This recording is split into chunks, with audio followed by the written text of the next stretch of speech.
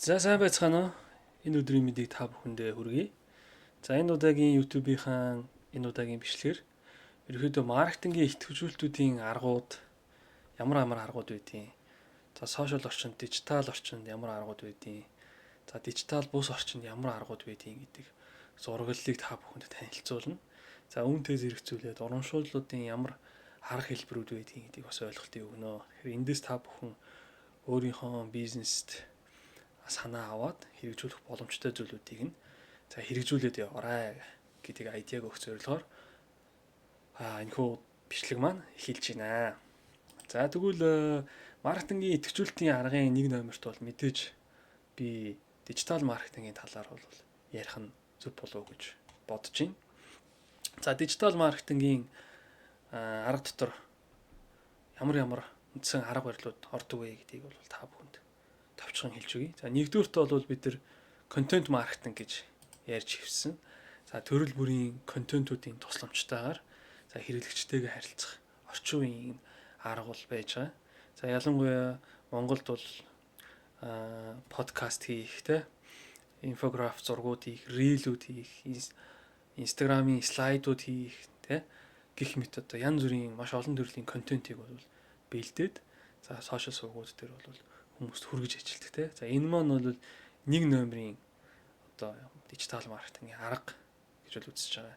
За энэ контент маркетингаараа бид нар ямар сувгуудад нийлүүлэх вэ гэвэл нэгдүгüүрт сошиал медиа гэж ярьдаг. Сошиал медиа дотроо бидний хамгийн танил болсон Facebook, Instagram, TikTok, LinkedIn, YouTube за одоо өөр юу гэдгийг ашиглаж болдог монголчуудын түгээмэл хэрэглэдэг платформуудыг хэлж болно. За Threads гэдэг сүүлийн үед мөн гарч ирж байна. За эдгээр сувгууд дээр бичлэг, постэр, зураг, лайв гэх мэтчлэн контентуудаар хангаж ажилтдаг бахнэ гэсэн үг бахна. За дараагийн дижитал маркетингийн хамгийн чухал хэрэгсэл бол хайлтын системийн оновчлол гэж байна. Хайлтын системийн оновчлол бол ерөөхдөө вебсайтын одоо хайлтын системийн оновчлол гэж бий. За мөн сошиал маркетингийн хайлтын систем гэж бас бий. За ер нь бол хайлтын систем бол Google гэдээ ойлгоцоход бол манайхан бол маш сайн анзаарах бах. Та бүхэн браузерөө нээгээд ямар нэгэн байдлыг автоматар бичиж хайхад тухайн зүйл бол шууд Google дээр бол автоматар ингээд хайлтуулж гарч ирдэг байж байгаа. За энийг бол анзаарахгүй байж магадгүй. За ингээд Google-ийн илэрцээс бид нар доошо гүйлгээд за ямар хэрэгтэй өөрт мэдээлэл байна. Үүнийг бол олж авдаг байж байгаа гэсэн үг байна. За сошиалууд маань бол тийм хайлтын системийн зориулттай бол биш. Алгоритм нь шал өөрөөр ажилладаг. За ийм онцлогтой. За хайлтын системийн хоёр дахь хүчтэй сувгийг бол бид нар юу гэж үздэг вэ? YouTube гэж үздэг ба. Тэгэхээр та бүхэн бодороо миний YouTube сувгийг хэрхэн олсон бэ гэвэл энэ дээр хайлтын системийн оновчлол давхар явагдаж байгаа гэдгийг анзаарах болно. Яагаад гэвэл Google болон YouTube хоёр болохоор нэг том компани учраас хамгийн одоо артлын алгоритмын оновчлол бол ерөөдөө хайлтын системд зориулж хөгжүүлэгдсэн байдгийг анзаарч болно гэсэн. Тэгэхээр яг нь Facebook-ийн араас Google, YouTube-ийн хайлтын системийн оновчлол орж ирж байна гэсэн үг байна. За ингээд дараагийн тухайн контентуудаа нийлүүлэх газруудын нэг бол хамгийн их дутуугаар үнэлэгддэг Монголд юм шиг санагддаг email маркетингийн арга байдаг. За энэ бол ялангуяа B2B чиглэсэн business to business гэж ярьж байгаа. Тэгэхээр бизнесүүдэд чиглэсэн байгууллагууд хоорондоо маш их email солилцдог, албан ёсоор одоо ийм харилцаа үүсгэсэн байдлаар ажиллаа явуулдаг. Тэгэхээр энэ дээр бол email-ээр тухайн хүнтэй маркетингаар хийхэд бол маш тохиромжтой байдаг. За би энэ хийж байгаа болгоныхоо одоо ирээдүйд сошиал маркетинг хайлтын систем, email гэдэг яг одоо ашигладаг та бүхэнд юуг үзүүлнэ? Case study, тоон үзүүлэлтүүд, датануудыг бас хамгийн энэ видеоны төгсгөлд бас үзүүлнэ. За дараа нь бол дижитал маркетингийн бас нэг сонирхолтой зүйл бол хамтран ажиллах маркетинг гэж байна. За энийг бол албан ёсны нэрээр бол яг affiliate маркетинг гэж ярьдаг. За сүүлийн үед монголчууд маань бас хийж байгаа. Affiliate гэдэг нь болохоор тодорхой ямар нэгэн бараа бүтээгдэхүүн үйлчлэгийг яах нь тухайн байгууллага өөрөө зарж борлуулахаас илүүтэйгээр хин нэгэн тусдаа объектэд, субъектэд даалгавар болгож өгөөд за энийг бүтээгдэхүүний маань зараад өгөөч гэдэг ийм хэлбэр байгаа. За энэ нь дижиталаар явагддаг гэсэн үг. Тэгэхээр таны бүтээгдэхүүнийг та заавал өөрөө борлуулах гэдэг шаардлага байхгүй. Affiliate гэдэг нэртэй програмыг судлаад үзэх юм бол хинч таны бараг бүтээгдэхүүнийг зараад хамгийн гол нь тэр зарагдж байгаа бүтээгдэхүүнийхээ тодорхой хувийг тэр борлуулж байгаа хүнд өгөх ийм ажилбартай байдаг. Гадаадад бол энэ бол маш өндөр хөгжсөн ийм арга байдаг. За монголчууд ч гэсэн энэ affiliate маркетингийг бол том компаниуд бол хийж байгаа харагддаг. За ялангуяа вебсайтын хамгийн доотлол руу футер хэсэг рүү н ороод ирэх юм бол affiliate гэх хэсэг байгаа. Тэр affiliate гэдэг хэсэг рүү н ороод тухайн бараа бүтээгдэхүүнийг бий зараад хувь авч болох юм байна гэж ойлгоод тийш нь ороод документуудтай танилцах, эсвэл тухайн компани утас руу залгаад холбогдож болдог гэж байгаа. За дараагийн дижитал маркетингийн хамгийн том одоо чухал хэрэгслүүдийн нэг бол юу вэ гэвэл төлбөртөө сурталчилгааны арга байна. За энэ төлбөртөө сурталчилгаа хийхгүйгээр бас үр дүнд хүрэхэд зарим компаниуд хэцүү байдаг. За заавал төлбөртөө сурталчилгаагаар бас яв гэж хэлж байгаа юм биш. Гэхдээ мэдээж энийг хослуулж явбал маш өндөр үр дүнтэй гэдгийг бол та бүхэнд хэлмээр байна. За төлбөртөө сурталчилгааны арга гэдэг нь юу вэ гэвэл за бид бүхэн мэднэ сошиал дээр одоо байгаа хэрэглэгч нартэй илүү олон хүнд үе те органик хандлтаасаа илүү олон хүнд давж хүрэх юм бол энэ сошиал медиагийн платформудад өөрсөнд нь мөнгөний төлөөд за олон хэрэглэгч нарт өөрийнхөө зар сурталчилгааг харуулах боломжтой. За Google-ийн хувьд ч гэсэн зар сурталчилгаанд мөнгө төлөөд өөрийнхөө вебсайтыг нэгдүгээр номерт гаргаж ирж болдог байгаа гэсэн үг. За ийм байх нь байна. За энэ төлбөртөө сурталчилгааны аргыг бол дижитал технологиг одоо эзэмшиж байгаа, хөгжүүлж байгаа, хийж байгаа хүн бүрийн хувьд бол заавал эзэмших ёстой маш чухал ойлголтуудын нэг байдаг. За энэ талаар бол би бүр тусад нь Facebook-ийн тусдаа юм boost гэж юу вэ? Google Ads-ийн boost гэж юу вэ гэдэг ингээд ойлголтыг бол та бүхэндээ өмнөх дугааруудаар бол өгсөн байдагтай тусдаа танилцж болно. За дараагийн арга бол мэдээж инфлюенсер маркетингийн арга. За инфлюенсер гэдэг нь юу гэлж байгааг гэвэл одоо нэгэнт олон дагагчтай одоо хүмүүсээр суйрлаад тухайн хүмүүстэй холбогдоод за үн хөлсөө тохироод за өөрийнхөө бүтээгдэхүүн үйлчлэгийг сурталчилдаг энэ аргыг инфлюенсер маркетинг гэж хэлдэг. За инфлюенсер маркетинг дээр миний анзаарсан зүйл бол тухайн инфлюенсер одоо хүн маань ямар зах зээлийн хэрэглэгч нарыг хамарч өргөн хүрээг хамардаг вэ гэдгийг бас ойлгож тухайн инфлюенсерүүдтэй хамтрах нь их зүгээр. Тэгэхгүй бол инфлюенсер л бол инфлюенсер гэдэг ямар ч хамаагүй инфлюенсертэй ямар ч хамаагүй бизнесийг хольж одоо рекламдуулах нь бас үр дүн өгөхгүй тал одоо энэ хугацаанд бол ажиглагддаг. Тэгэхээр яг миний зорилттой хэрэглэгч нарт хурж ажилдаг хүн бол энэ хүн байна. За энэ хүн дээр би хамтраад өөрийнхөө бараа бүтээгдэхүүнийг рекламдуулъя гэж холбогдох юм бол за инфлюенсер маркетинг бол маш үр дүнтэй. За эсвэргээрээ буруу одоо хүнийг сонгох юм бол тийм үр дүн авч чаддаг юм маркетингийн арга байж байгаа гэсэн үг байна. За мэдээж энэ reel гэдэг ойлголт бол видео бол сүүлийн одоо үеүүдэд бол маш ирчээ аваад те байж байгаа. Анх TikTok-оос ахуулаад богино бичлэгийг оруулж ирсэн. За энэ хүү богино бичлэгийн алгоритмыг бол бүх том компаниуд өөрсдөн дээрээ за Facebook бол reel гэдэг нэрээр оруулж ирсэн бол YouTube-ийн хувьд short гэдэг нэрээр оруулж ирсэн. За ер нь энэ бол нэг 90 секунд, 120 секунд хүртэлх урттай, босоо форматтай богино бичлэгүүдийг ер нь нэрлэдэг байж байгаа. За энэ төрлийн одоо контентуудыг бол сүүлийн үед бол маш ихээр нийлүүлж нэвтрүүлэх болсон гэж харагдаж байгаа. За дараагийн ярих зүйл бол retargeting гэдэг ойлголт байгаа. Retarget гэдэг нь юу вэ? Дахин чиглүүлэх стратеги, дахин чиглүүлэх таргет болж байна гэсэн үг. За энэ дээр бол энэ ер нь юу гэж энийг ойлгох вэ гэвэл нэгэнт компаниуд, бизнесүүд альва үйл ажиллагаа бүтээгдэхүүнээ борлуулад ингээд явхаар аль хэдийн түүнийг дагаад, түүнийг мэддэг тухайн компани сошиал хуудас руу орсон, эсвэл вебсайт руу орсон ийм хүмүүсийн датанууд ингээд цуглаж эхэлдэг гэж байгаа. Тэгэхээр компаниуд яадаг вэ гэхээр нэг л удаа нэг хүнд одоо мессеж хүргэхээс илүүтэйгээр тухайн цаг үед өөрийнх нь бизнесийг сонирхож байгаа тэр хүмүүстэй эргэн дахин холбогдох нь бас айгүй чухал ажилбар байдаг. За энэ тохиолдолд сошиал медиа бол ер нь дандаа харах юм бол шинэ хүмүүс рүү байнгын хурж явах юм алгоритм дээр тулгуурласан байдаг. За вебсайт руу харж байгаа хандлагатуу ч гэсэн дандаа шинэ хүмүүс рүү байдаг.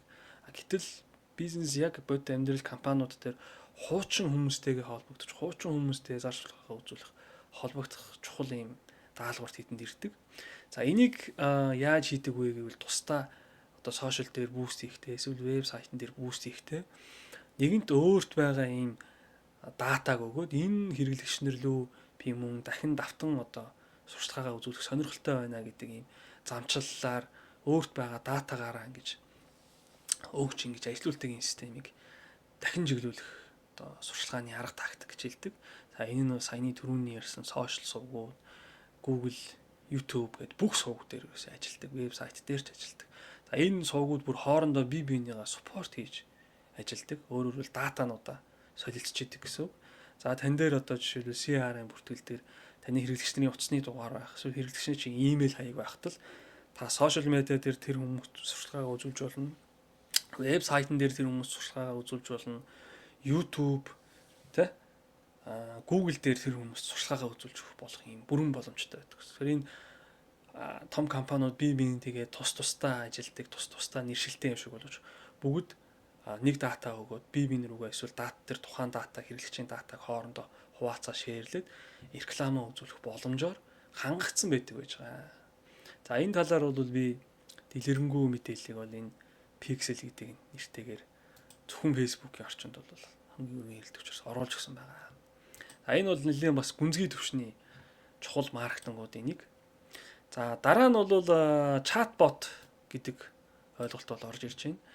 За чатботын хувьд бол маш чухал маркетингийн нэг хэлбэр болоод байгаа. Тухайн хүний утсан дээр тэ мессенжерээр ч юм уу эсвэл WhatsApp утасны дугаараар мессеж өчүүлдэг энэ маркетинг бол маш чухал. За энэ маркетинг бол за өмнө нь бол энгийн одоо автоматжуулсан маркетингууд байдаг байлаа. Нэг Knopf дээр дарангууд тэр Knopf-ийн ард тэ хариултыг нь бэлтждэг. Холбоо барих гингүүд дарангууд утасны дугаар нь гарч ирдэг. Хаяг гэдэг юм. Ард нь хаяг гэж юм. Ийм энгийн маркетингийн чатботууд байсан бол за одоо орчин үед бол бүр ийм том чатбот үйлчилгээ AI чатбот үйлчилгээ гэж гарч ирж байгаа. Тэгэхээр AI чатбот бол энгийн чатботоос бол маш ялгаатай. Таны одоо бизнесийн тухай ойлголтуудыг бүгдийг нь тэр AI чатботод ингээд мэдлэг болгож нэг тусдаа файлаар өгöd. За тэр файлын хүрээн дотор яах нь хэрэглэгч нартай одоо ямар нэгэн асуулт хариултанд нь одоо чөлөөтэй хариулдаг ийм хувилбар бол гарч ирсэн байж байгаа хамгийн сүүлд бол. За энийг бол та бүхэн бизнестэй оруулж ирээд ашиглах бүрэн боломжтой. За манай веб хийний хувьд ч гэсэн энэ чатбот үйлчилгээг бол хүмүүст одоо хүргэж ажилдаг. Дээрээс нь өөртөө ч манай вебсайт руу орох юм бол ч гэсэн за ийм чатбот бол ажилдаг болж байгаа. Хүмүүс орж ирээд сошиал маркетингийн үйлчилгээ сонирхоо гэж бичгүүт. За AI энэ хүнийг сошиал маркетингийн үйлчилгээг сонирхож байгааг ойлгоод өөрийнхөө танилцуулгыг хэлээд асуулт асуугаад за хэрвээ цаашлаад энэ хүн өшөө дэлгэрэнгүй асуултууд асуугаа явах юм бол бидний одоо AI-ыг сургаж байгаа тэр асуулт арын database дээрээс документ дээр тулгуурлаад AI маань энэ үнэтэй зөв хэрэгтэй мэдээллүүдийг маань хүргэж ажилтдаг байгаа. За дээрэс нь энэ дээр холбогдсон хүний чухал гэж үзсэн хүмүүсийн утасны дугаарыг бид нар рүү имэйлээр илгээх. Эсвэл энэ хүнтэй яах нь энэ дээр бүр та онлайнаар цаг тоглож уулзах гэдэг онлайн дээр автоматар цаг тоглож өгөх гэдэг ч юм уу. За бидний CRM руу автоматар ороод тэр CRM систем дотор энэ хүнтэй холбоотой мэдээллүүдийг бөглөж өгөх ч юм уу тий. За бас нүдэнд харагддгүй ийм чухал ажлуудыг за AI чатбот бол хийж гүйцэтгэж өгдөг байгаа гэсэн үг байна. За иймэрхүү дижитал маркетингийн аргууд бол байна. За энэ дээр бол бас нэмэх нь бол CRM-ийн одоо арга гэж байгаа. За CRM систем, за ERP томроод ирэхээр ERP систем гэж байж байгаа тийм. За ийм аргууд байна. За хамгийн сүүлийн үед бол AI automation автоматжуулалт бол бизнесийн автоматжуулалттай холбоотой маркетинг бол бас орж ирж байгаа тийм ээ. За гих мэтчлэн дижитал маркетингийн хувьд бол үнэхээр өргөн цар хүрээтэй ийм нэг гайхамшигтай сувг байна. За энэ сувг болгон дээр бол бүгдэнд ажиллах бүрэн боломжтой байдаг байж байгаа. За би одоо энэ юу болгон руу явахын өмнө та бүхэндээ за уламжлалт маркетинг руу явахын өмнө та бүхэндээ эдгээр сувгуудад хэрхэн одоо ажилтдаг вэ? Датанууд нь яаж харагддаг вэ? Тэ гэдгийг харуулах болно. За яагаад энэ датануудыг харуулах гэж байгаа вэ гэхээр за энэ маань нөгөө нэг уламжлалт маркетингийн аргаас ерөөсөө асар том ялгаатаагаараа ингээд ялгарч гарч ирдэг. За уламжлалт маркетингийн арга дээр одоо бид нар удахгүй үзэн телевиз, радио, тэ биллборд гэдэг эдрийг бол бид нар яг тоог нь гаргах боломжгүй байдаг яг үүндээ нарийн тоог нь. Өөрөөр хэлбэл оройны 18 цагийн мэдээг яг тэдэн хүн үзлээ гэж хэлэхэд бол маш хэцүү байдаг яг үнэндээ. За тэгвэл сошиал бол яг эсэргээр байдаг.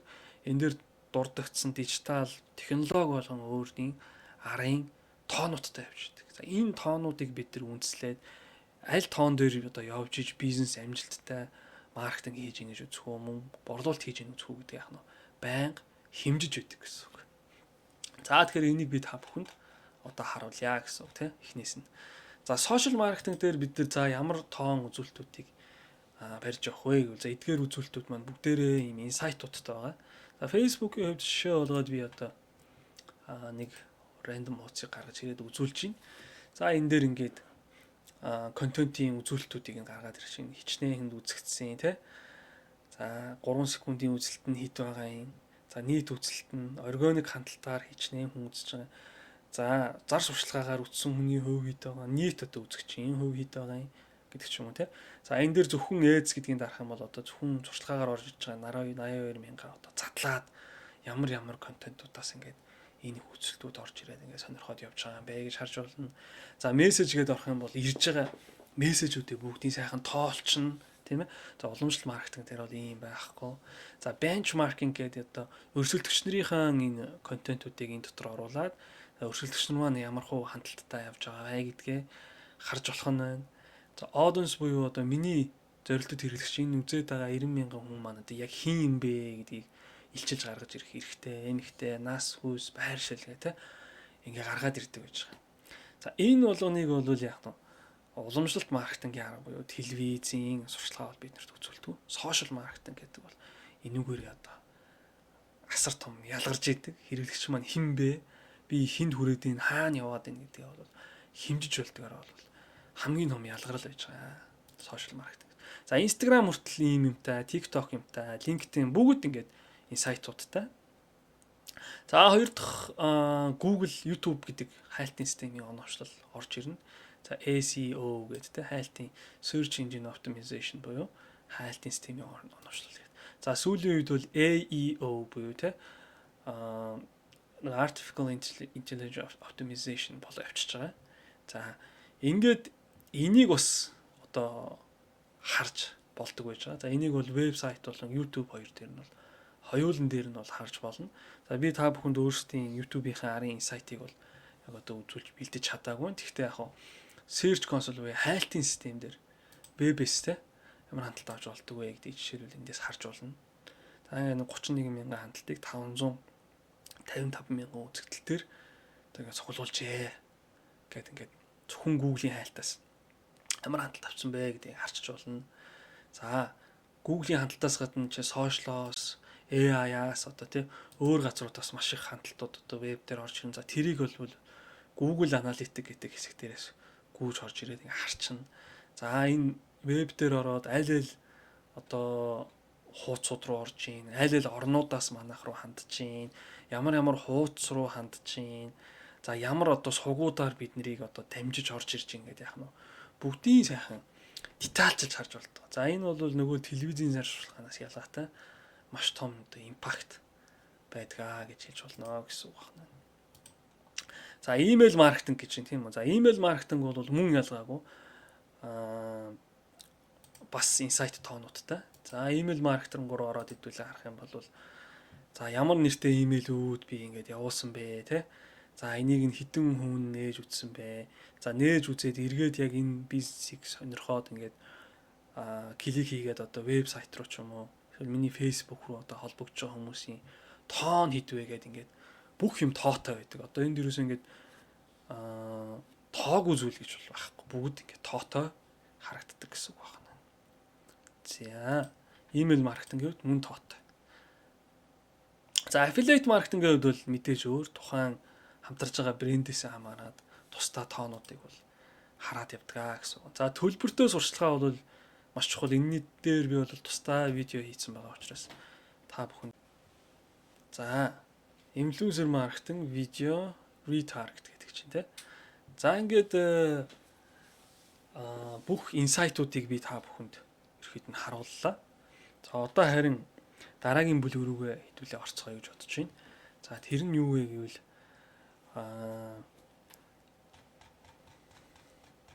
уламжлалт маркетингийн арга дотор ер нь юу багтдаг юм бэ гэдгийг хэдүүлээ харъя гэж бодож байна те. За уламжлалт маркетингийн арга дотор бол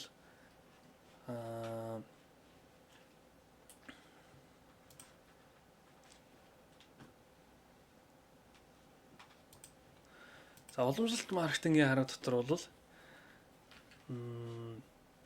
мэдээж телевизийн зар сурталчилгаа бол хамрагдана.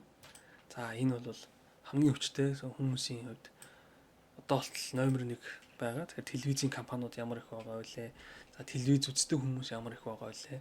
За тэгээ телевизийн сурталчилгаа бол маш чухал нөлөөтэй. Гэхдээ бод амьдрал дээр зардлын хувьд бол телевизийн зар сурталчилгааны зардал бол маш өндөр байдаг. За сошиал маркетингийн зардал бол харьцангуй бараг 5-10 дахин хямдхан бол байдаг.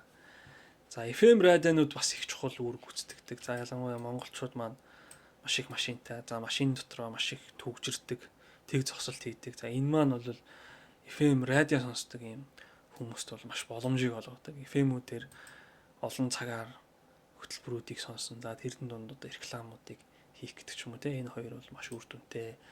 За гадна талд байрлуулсан том одоо барилгаануудаас унжуулсан билбордууд байдаг. За энэ билбордууд бол бас хүмүүсийн нүдэнд илүү их өртөж за харагддаг. За гэхдээ энэ дээр ярьж байгаа зүйлүүдийг ингээ анзаарах юм бол эдгээр зүйлүүд бол бидэрт ерөөс тоо гаргаж өгдөггүй учраас том компаниуд л ерөөхдөө айгүй хийдэг. За ер нь жижиг компаниуд бол энийг нөгөө хэмжиж чаддаггүй асар их зардал гаргаад байдаг учраас тэр өрхтөө зориулж бас хийж бол орж чаддаггүй байж байгаа. За энэ сонин сэтгүүл хэвлэл материал тараах байна те. За энэ бол бас маш одоо үр дүнтэй аргуудын нэг байдаг. За үзэсгэлэн үйл ажиллагаа семинар зохион байгуулдаг тийм ээ. За энд ийм юмний одоо семинартай үзэсгэлэнтэй үйл ажиллагаанд арга хэмжээнүүд ордог тийм. За сургалтууд бас их ордог. За эдгээр аргууд бол маш үр дүнтэй ийм уламжлалт маркетингийн аргууд байх нэ гэсэн үг байна. За ингээд энэ аргуудыг та бүхэндээ харьцуулсан байна. За уламжлалт аргууд бол зардлын хувьд бол нэлээд өндөр. За тэгээд зардлаа богино дааж чадчихвэл богиноос л урт хугацаанд бүтэн явуулах юм боломжтой байдаг. За дийлэнх компаниуд бол богино хугацааны уламжлалт маркетингуудыг бол явуулдаг. За маш олон өргөн хүрээний хэрэглэгчдэрт хүрч том брендинг болдог юм чанартай сайн талтай. За тэгээ брендинг танигдах байдал за ингээд өсдөг юм мундаг тав талтай гэсэн үг байна. За харин дижитал маркетингийн хувьд бол ерөөсөө эсрэгээрээ маш бага зардлаар явж болдог. За имэйл нь бага тий. За төлбөртэй сурталчилгаач гэсэн ерөөхдөө бага зардлаар бас явж болдог. За уламжлалт маркетингод бол бүр хэд дахин 5-аас 10 дахин хямдхан байдлаар бол явдаг. Тэгээ орчин үед бол сошиал маркетинг бол идэвхтэй ийм өндөр хөгжсөн маркетингуудын тоонд орж байна. За ингээд би идэвхжүүлэлтийн сувгуудын талаар за идэвхжүүлэлтүүдийн онлайн болон дижитал болон уламжлалт аргуудын талаар ярьлаа. За одоо харин урамшууллын талаар бас ярих нь зөв гэж бодож байна. Яг бол маркетингийн идэвхжүүлэлт хийхэд маш олон төрлийн урамшууллын айдианууд, санаанууд хэрэг болдог. За үнэхээр эдгээр нь ч гэсэн ерөөдөө ажилдаг. За энэ дээр ямар урамшууллын аргуудыг бол санал болгох вэ гэд бичсэн байгаа. За хамгийн их ажилдаг нь нэгийг авбал нэг нүгүү гэдэг энэ маркетинг бол маш их ажилдаг. За хүнсний дэлгүүрүүд, SEO, GS, E-Mart одоо юу гэдэг тийм номин гэдээ явах юм бол жижигхэн төрлийн бараанууд нэг дээр нэг гэдэг энэ урамшууллыг бол маш их тавьсан байдаг. За хямдрал бол ойлгомжтой. Хаа сайгүй одоо хямдрал sales гэдэг үгнээр бөмбөгдүүлээд дууссан баг. Гэтэ энэ бол үеийн үед хизээч алга болохгүй хүмүүсийн анхаарлыг хамгийн их татчихэдэг супер урамшуул байж байгаа. За ялангуяа Black Friday гэдэг те 10-11 сард болдог хар баасан гариг бол маш том хямдралын одоо өдөр болдог алдартай байж байгаа тийм ээ. За дараа нь бэлэг байна. За ямар нэгэн бүтээгдэхүүн авахд дагалдуулаад жижиг сажиг одоо бэлэг өгнө гэдэг бол маш гайхамшигтай маркетингийн одоо хэсэг болдог. За royalty урамшууллын карт байна. За энэ бол маш урт хугацааны хөрөнгө оруулалт болж явдаг. За энэ та бүхэн бол том сүлжээ дэлгүүрүүдээс бол харж байгаа оронгууд ч л танд урамшууллын карт байгаа юу гэж кассын ажилтан байнга л асууна. Энэ юу гэлж юм хэр таныг тухайн брэндтэй урт хугацаанд уяахыг хүсэж байна. Та тухайн картанда ашиглах бүртээ бонус оноо цуглуулад ингээд яваад тэрийг дараа нь ашиглана гэдэг нь өөрөө тухайн байгууллагатай урт хугацаанд уйж өгөх том маркетингийн идэвхжүүлэлт стратеги болдог учраас энэ бол нэлээд том гэж бас дотор ол хардаг. За мэдээж улирлын шин чанартай баяруудын одоо урамшууллууд байна. Монголд болдог шинэ жил цагаан сар эмэгтэйчүүдийн баяр наадам гэдэг маш олон том баярууд болдог. Энэ баяруудыг алдахгүй ямар нэгэн урамшууллуудыг бол зарлж явах нь зөв. За альва зүйлийг хязгаарламжтай хугацаатаагаар тоош хэрэг зааж өгдөг энэ маркетингийн идэвхжүүлэлтүүдийн аргууд бас байна. Зөвхөн өнөөдөр эхний 100 хүнд гих мэт тэ аргууд бол бас их чухал нөлөө үзүүлдэг гэж байгаа. За купон, промо код байна. За ямар нэгэн зүйлийг одоо авахтаа ажилуулахдаа тухайн купон кодоо үзүүлээд хямдралтай авдаг. Эсвэл кодыг ашиглаад онлайн дэлгүүрээр хямдралтай авдаг. Ийм байдлууд бол байгаа. За аливаа зүйлийн одоо хамгийн анхны зүйлийг туршилтын хөлбөрөөр ашиглах, үнэгүй ашиглах те тодорхой лимитэд заасан байдлаар. За эсвэл дэлгүүрт ороход ч юм уу үнэгүй тухайн бүтээгдэхүүнийг ам суулгах гэдэг ч юм уу те. За энэ бол бас айгүй чухал ач холбогдолтой зүйлүүдийн нэг. За уралдаан суглаа тэмцээнийг бол giveaway та бол мэдж байгаа. Байр, машин одоо юу гэдгийг те тоглоом гэдэг ингээд олон хонжирт хөтөлбөртэй. За хүмүүст тэдэн дөрөвний худалдаа авалт хийвэл ийм уралдаанд орё, ийм суглаанд орё гэдэг. За ийм газар аялуулъя гэдэг те. За ингээ хүмүүс азаа үүсэх маягаар тухайн одоо зүйлд оролцох маш өндөр сонирхолтой байдаг. За ингээд шинэ найзаа өрөх урамшуул гэж бас байдаг. Найзаа өрөөд тэтэн point аваарай. Эсвэл дараагийн тэр чин тэр шүү гэдэг ингээд юу вэ? За альва зүйлийг нь хүргэлтийг нь үнэгүй болгох гэдэг ч юм уу те. Иймэрхүү аргуудаар бид нар яах нь одоо идэвхжүүлэлтүүдээ хийж болох нэ. За энэхүү идэвхжүүлэлтүүдээ ашиглаад за дижитал ертөнцид янз бүрийн кампайнд ажил явуулах.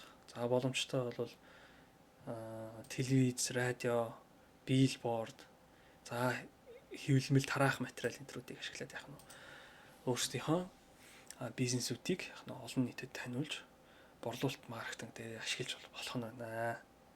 За ингээд та бүхэндээ